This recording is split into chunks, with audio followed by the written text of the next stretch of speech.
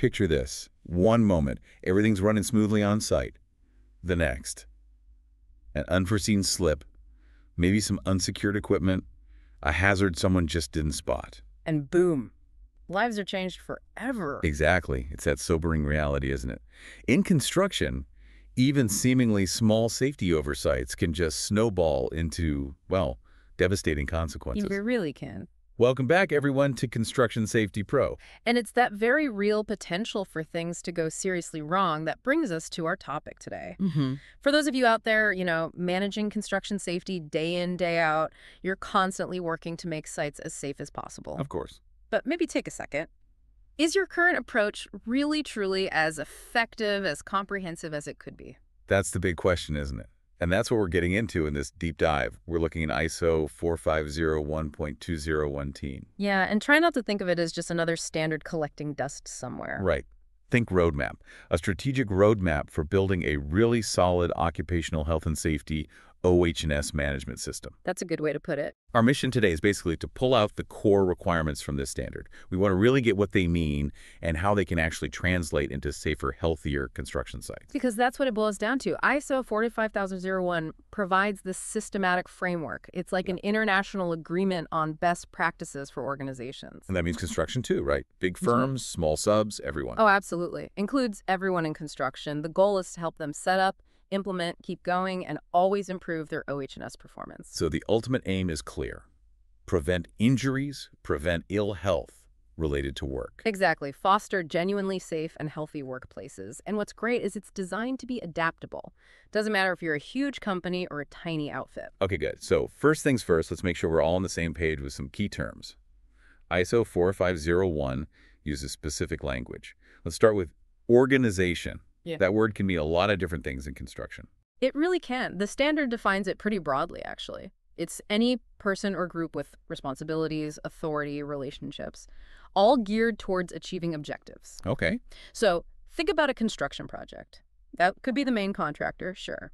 But also a specialized sub, maybe doing the wiring, or even a joint venture setup just for that one build. So any entity with a role. Yeah, any entity with a defined role and responsibility for getting the work done. Got it. Okay, next up, interested party. You sometimes hear stakeholders used too. Who falls under this umbrella on a construction project? This is really critical for looking at safety in construction. An interested party is basically anyone who can affect your decisions or activities or, be affected by them. Right, two-way street. Exactly. So obviously your workers are key. But think about clients, the ones paying for the project, other subcontractors on site, regulatory bodies like OSHA or HSE, depending where you are. Local communities too, maybe? Yeah, definitely. Noise, traffic impacts. They're affected. Even your suppliers could be interested parties in some ways. Understanding what they need and expect regarding safety, that's fundamental. Okay, that's broader than I might have initially thought. Makes sense, though. Yeah. And the people doing the actual work, the standard calls them workers. Who does that cover? Again, it's a deliberately wide definition. It's anyone doing work or work-related activities under the organization's control. So not just direct employees. Nope. It includes people working for your subcontractors, temp staff you bring in, agency workers. Essentially, anyone whose work on that site is in some way directed or influenced by your organization. Okay. It's about recognizing your safety responsibility for everyone contributing. Right. Very inclusive. Reflects the reality of most sites. Now, where does all this happen? The standard talks about the workplace.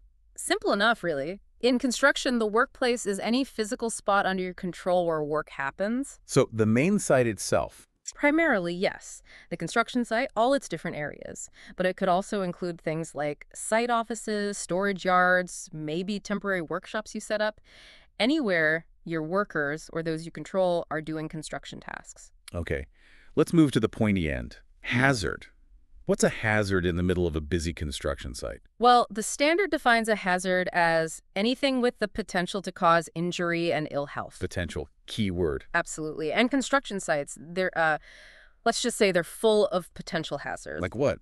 Give us some examples. Obvious ones, like working at height without proper fall protection, operating heavy machinery without the right training, exposure to hazardous stuff, silica dust, asbestos, chemicals. Unguarded machinery part? Yep.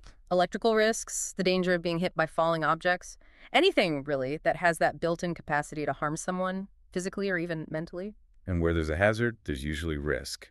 How does the standard define risk? Risk is defined as the effect of uncertainty.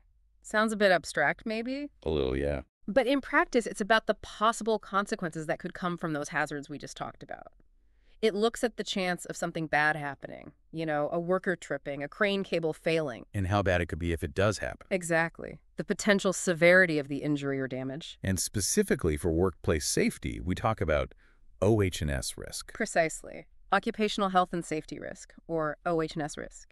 That's the specific combination of, 1, how likely is it that a work-related hazard will actually occur, and 2, how severe would the resulting injury or illness be? So something done often at height without protection is high risk. Definitely. High likelihood, potentially very severe outcome. That's a high OH&S risk. Now this is interesting. The standard also talks about an OH&S opportunity. Yeah. That sounds more positive. It is. It's a really proactive part of the standard. An OH&S opportunity is some circumstance, or maybe a set of circumstances, that could lead to better OH&S performance. How so in construction? Well, maybe adopting a safer way to put up scaffolding, or investing in new equipment that has better safety guards built in, or even just scheduling work better to reduce fatigue. So actively looking for ways to improve safety. Exactly. Not just fixing problems, but seeking enhancements. Okay. Now, 2 terms that really get into the people side. Participation and consultation. What's the difference? These are absolutely vital for building a good safety culture where everyone feels involved. Participation means workers are actively involved in making decisions about OH&S. Like being on a safety committee. Yeah, or giving feedback on risk assessments, helping develop safe work procedures. Consultation, on the other hand, is about seeking workers' views before management makes a decision that affects their health and safety. So asking their opinion first. Right. Both stress that critical two-way communication between management and the workforce on site. And to keep track of all this, you need documented information. What does that cover in construction safety under ISO 45001? Documented information is basically any info your organization needs to control and maintain for the OH&S system to work effectively. Like safety plans. Yep. Safety management plans, specific risk assessments, safe operating procedures for kit, training records, incident reports. The paper trail, essentially. Yeah. Or the digital trail these days. Increasingly digital, yeah, which helps with access and control. It's the documented proof of how you're planning, doing, and checking safety on your project. Okay. And finally, before we dive into the clauses, the PDCA cycle, Plan, Do, Check, Act. Most folks know this, but briefly, why is it relevant here? It's the engine for continuous improvement in any management system, OH&S included. It's that loop. You plan set objectives, figure out processes based on risks and opportunities. Then do implement those plans. Right. Then check, monitor your performance, measure against objectives, check legal compliance, and finally, take action to fix issues and improve performance based on what you found in the check phase. And then you start planning again based on that. Exactly. Yeah. It's this ongoing cycle of evaluating and getting better. All right, great foundation. With those terms clear, let's get into the specific requirements. Starting with Clause 4. Context of the organization. What's this all about for a construction company? Clause 4 basically tells your organization, okay, step back, look around. You need to understand all the factors, internal and external, that could affect your ability to achieve your safety goals. Internal like. Like your own structure, the kind of projects you do. Are they complex? Simple. Your existing safety culture, the resources you have available. And external. Things like the regulations you operate under, what your clients expect in terms of safety, how your supply chain and subcontractors work, even the wider economy or social issues. It's about getting that big picture view of your operating world. So it's much broader than just the site fence line. It's the whole ecosystem you work in. Precisely. And Clause 4.2 really hones in on understanding the needs and expectations of your workers and those other interested parties we mentioned. Clients, regulators, the community. Yes. What are their specific safety concerns? What do they expect from you on your projects? You have to actively figure this out. And then decide which of those become actual requirements for your safety system. Exactly. A client might have specific safety rules, for instance, that you as the contractor just have to meet. Those become requirements for your system. Makes total sense. You can't build a safety system in a vacuum. Then Clause 4.3 talks about determining the scope of the system. How do you draw those lines, especially if you do lots of different types of construction work? Defining the scope is about being crystal clear on what your OH&S management system actually covers. Okay. You look at those internal-external issues, the interested party needs, and crucially for construction, the specific work activities, products, services you do, or that you have control or influence over. So everything you do that impacts safety on site. Pretty much, yeah. Your system needs to cover all those aspects, and you absolutely have to document that scope. You can't just decide to exclude, say, demolition work because it's high risk. The scope needs to truly reflect what you actually do. Right, it needs to be honest and cover everything relevant. And then clause 4.4 is the big commitment, isn't it? You have to establish, implement, maintain, and continually improve the system according to the standard. That's the core requirement. It's not a one-and-done thing. It's an ongoing process of building, checking, and making your safety practices stronger. Okay, let's move to clause 5. Leadership and worker participation. Given how hazardous construction can be, this feels like it must be absolutely central. Foundational. Couldn't agree more. Clause 5 puts the responsibility squarely on top management to really show leadership and commitment to the OH&S system. Not just sign a piece of paper. No way. It means actively making sure the OH&S policy and objectives exist and actually line up with the company's overall strategy. It means building safety thinking into your core business processes. Providing resources. Absolutely. Providing the needed resources, time, money, people, and maybe the biggest thing, fostering a positive safety culture across all your sites, where safety is a core value, not just something you have to do. So leaders setting the tone, walking the talk, not just passing the buck down. That's exactly it. Yeah. Then clause 5.2 gets into the specifics of the OH&S policy itself. What are the key commitments that policy needs to make, especially for construction? Well, standard says it has to include a clear commitment to provide safe and healthy working conditions, to prevent work-related injury and ill health. Right. It needs to fit the company, its size, context, the specific risks and opportunities in its construction work, and it has to provide a framework for setting safety objectives. And critically, it must state commitments to fulfilling legal requirements. All the relevant safety laws and regs. To actively eliminate hazards and reduce OH&S risks, hinting strongly at that hierarchy of controls. Which we'll get to. A commitment to continually improve the system, and super important, a commitment to consultation and participation of workers. And their representatives, if they have them? Yes. And this policy can't just sit in a folder. It needs to be documented, communicated effectively to everyone, and be available to outsiders who need to see it. It should be a living document reflecting real values. Okay. Clause 5.3 then hits on roles, responsibilities, and authorities. On a complex site with multiple managers, subs, everyone involved, how does that work? This just hammers home how vital it is to have clear accountability for safety at every single level. Top management has to ensure that roles, responsibilities, authorities for safety are defined clearly. And communicated. Yes, communicated effectively and kept up to date as documented information. While you can delegate tasks downwards, the standard is very clear. Top management keeps the ultimate accountability for how well the whole OH&S system performs. So everyone needs to know their part. Every single worker, no matter their job or who employs them on that site, needs to understand their specific responsibilities for contributing to safety. And that leads us nicely into clause 5.4, consultation and participation of workers. You mentioned this earlier, but in the dynamic world of construction, this seems like a real cornerstone. It's absolutely fundamental. This clause lays out requirements for solid processes to make sure workers, especially non-managerial workers, the ones often facing the hazards directly, are not just consulted, but actively participating in the OH&S system. From planning right through to improvement. Exactly. All stages. Development, planning, implementation, checking performance, improving it. Their firsthand experience, it's invaluable. So what does the standard require practically to make sure this consultation and participation actually happens and works? Well, the organization has to provide the necessary resources. That includes giving workers enough time to actually participate. Right. Can't expect them to do it entirely on their own time. No. And they need access to clear, understandable information about the safety system and related issues in a timely way.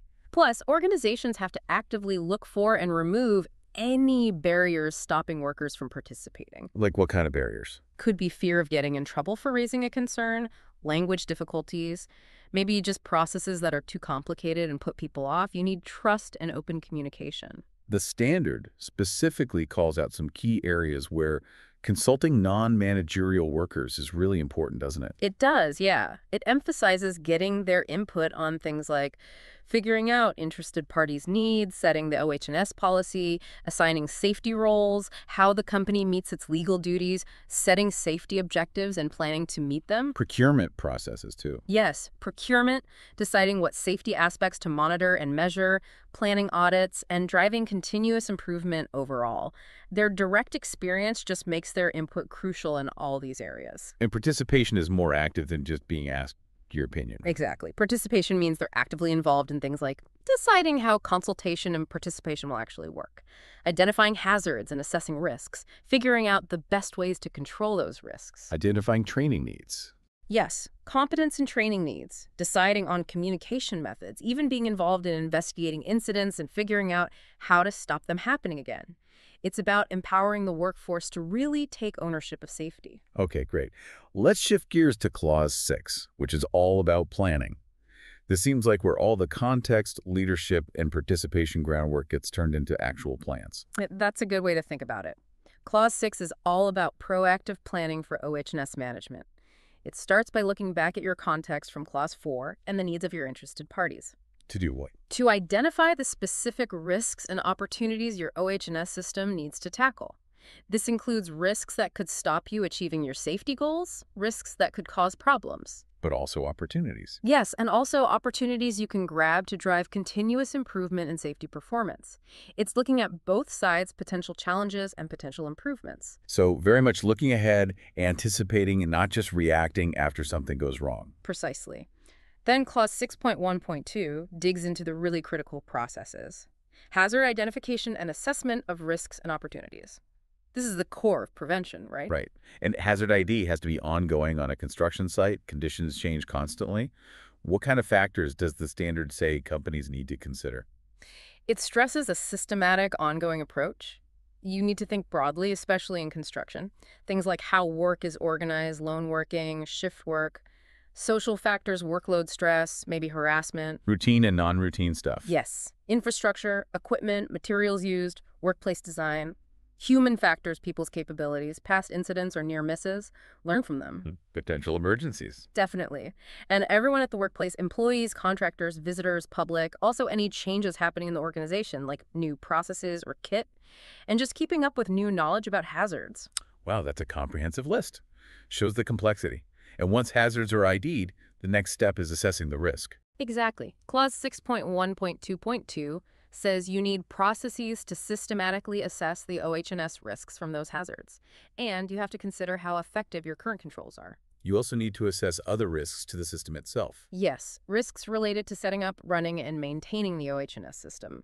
And importantly, the standard says you need documented info on your risk assessment method, how you do it, and the criteria you use to judge the risk level. That keeps it consistent. And on the flip side, evaluating opportunities. How does the standard handle the evaluation of OH&S opportunities? Clause 6.1.2.3 requires processes for actively evaluating those opportunities. It's about proactively seeking ways to boost your safety performance. Like looking at plan changes. Yeah, plan changes in the company, policies, processes, how could they improve safety?